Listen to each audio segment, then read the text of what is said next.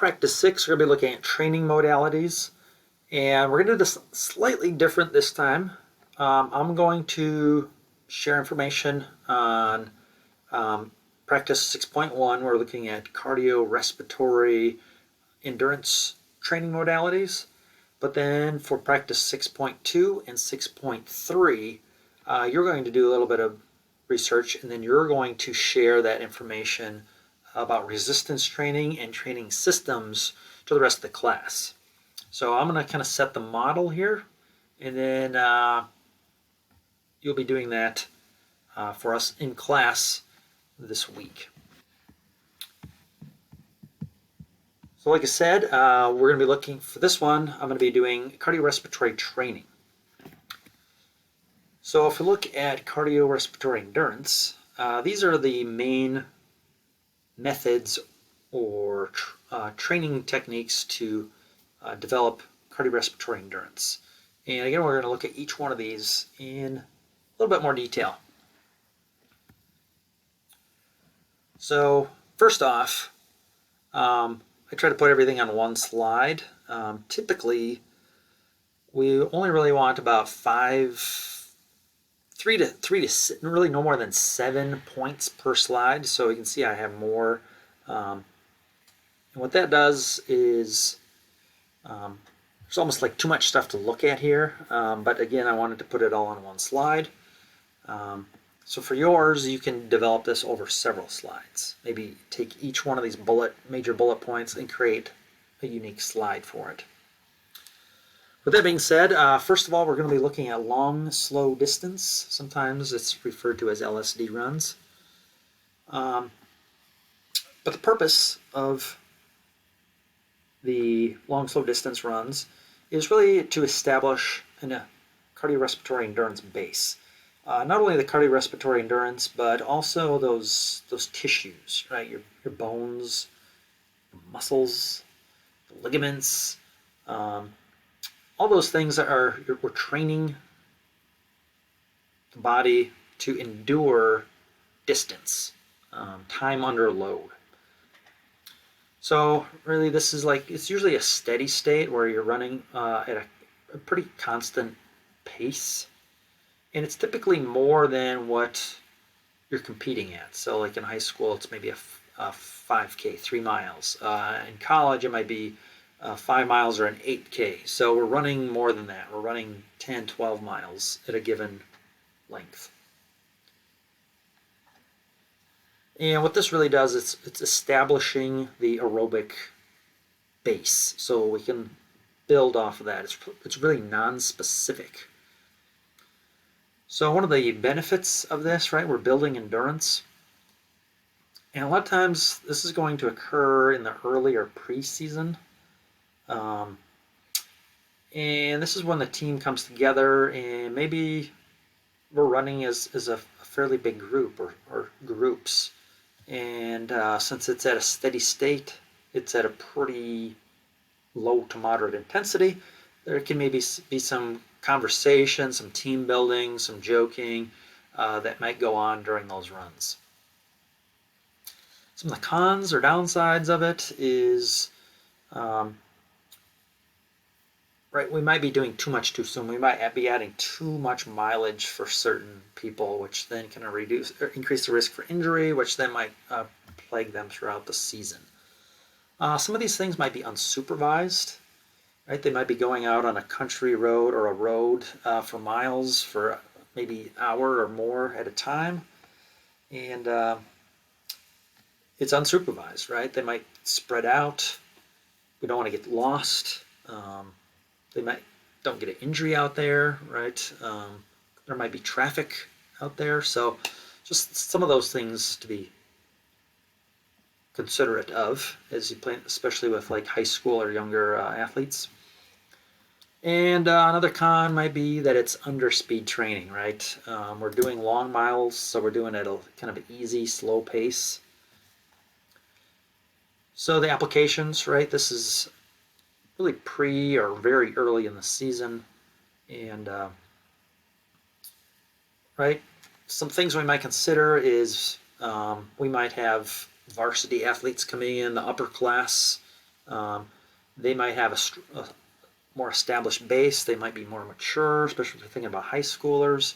So we might have those group, they might go out for 10 miles, whereas the incoming freshmen, the younger kids, they might go out for a 4 or 5 mile run.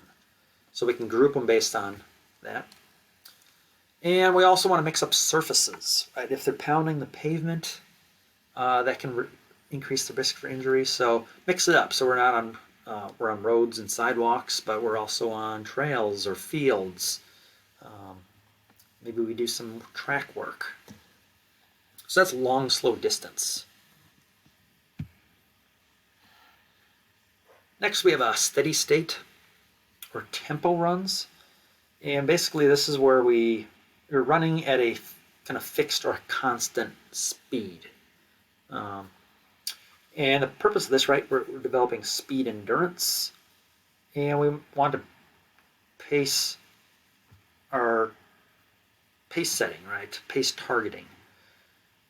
I know when I ran cross country, I could kind of tell if I was running, like 7.5, 7, or sub 7 minute miles, based on some of those things. So benefit here is we're developing speed endurance, so we can maintain or sustain speed over time. Some of the cons, right?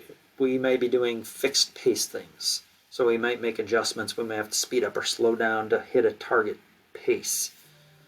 Typically this is done at under distancing. So like I said, if in college we're running an 8K, we might be doing 1 kilometer or 1 mile repeats to do this. So we're not sustaining that over the duration of a race distance. Again, some applications might be kind of early in that competitive season. We might be, non-conference, some early tournaments or invites. And again, some utilization or optimization to consider, right? We might be doing some repeats. And we can start to develop form. So, maybe stride length, some certain things like that, correct maybe some midline issues and whatnot. Next, we can build in Fartlek or interval trainings. It's kind of a fun word to say, right? Fartlek. But really, that's Scandinavian or maybe Swedish for speed play, speed variance. So basically, what we're doing is we can be doing repeats, or we can go out for a run and then just pick up the pace for different lengths of time. So I know when we go out for a group run, maybe one person picks, like, we're going to next 3 telephone poles, we're going to pick up the pace. Maybe run a block at a faster pace, right? So we can kind of pick those things. So again, the pro is this is kind of similar to a race, right? Where you may have to pick up the pace during different times in the race. And we're going to develop speed endurance this way as well. Again, a con might be we go too fast too soon. There might be some not having enough recovery after these intervals, right? This is kind of a harder, higher intensity workout, so we will need maybe a little longer recovery time. So that's a thing to think about is, right, if we do a fartlek or interval practice, maybe we take the next day off or just come back and just do kind of a light run, or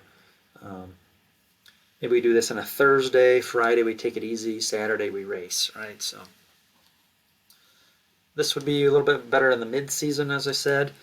And some things we can do is we can have fun with this. When I ran at a 2-year college in my career, and one day we played tag. We set boundaries. There was like a hill on one side of the boundary in an open field, it was kind of like a bowl, actually. It was kind of or auditorium. And we had one person who was it, and right, the rest of us had to avoid getting tagged. So we had some sprints in there as we tried to catch or flee the it person. We had some other, we had to stay moving though, right? Other things I've done as a coach, we've played like ultimate frisbee over a big field. So again, we're constantly moving, we're changing speed, so you can have fun with this too. One other thing I put there's a train run, so maybe for running in a group. If you're at the end of the group, you're going to run ahead of the group, and then once you become at the bottom again, you're going to keep running. So it's just kind of this continually moving group.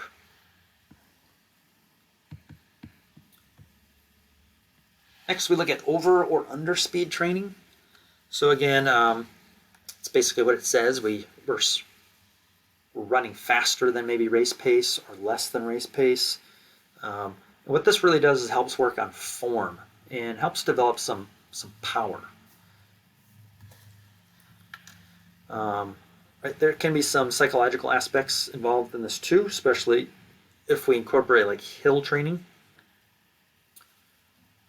Some of the cons, if we're giving technique training or pointing out some of these things, there might be some downtime where the athletes aren't in their target heart rate zone, so we might have to accommodate or think about that as we're instructing. We may have some equipment, like we might have bands, right? So part of underspeed training is we have resistance bands on the hips or the waist of one person in the back resists, and the other person is powering through, or they may have a parachute or a sled or something like that. Other things to think about if you're maybe more of an urban area, maybe you don't really have access to trails or hills near you. And again, this is a little bit better for mid or late season because we can focus more on technique. And we may have to develop groups, partners with this as well. So that might be another thing to kind of think about or manage as a coach. And the last one we'll look at here is the threshold or lactic tolerance training. So again, this is the speed endurance, and basically it's developing speed endurance where we're training at or above our race pace. And what this is doing is you're switching between aerobic and anaerobic threshold. So the idea is we're going to keep bumping that or pushing our VO2 max, pushing up that lactic acid threshold. So the benefit of this, right, is speed development. We can maybe get some PRs coming up in some tournaments or invites. The cons, this can be very difficult or uncomfortable for your athletes. It can be psychologically and physically draining, and if you have a team, you may have to calculate what those target paces are for the given distance for each athlete. So that might be kind of time consuming based on PRs or race paces.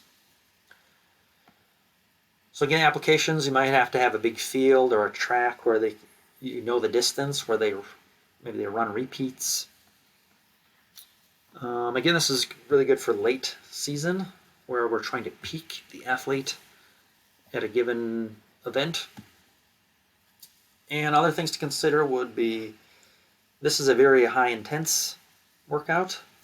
Apply plenty of rest between intervals and plenty of rest and recovery days after the workout.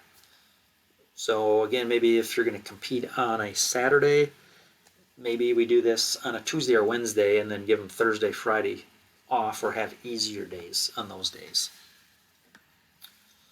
So that's an overview of cardiorespiratory training modalities. And again, for the next video, you're going to be sharing about resistance training modalities.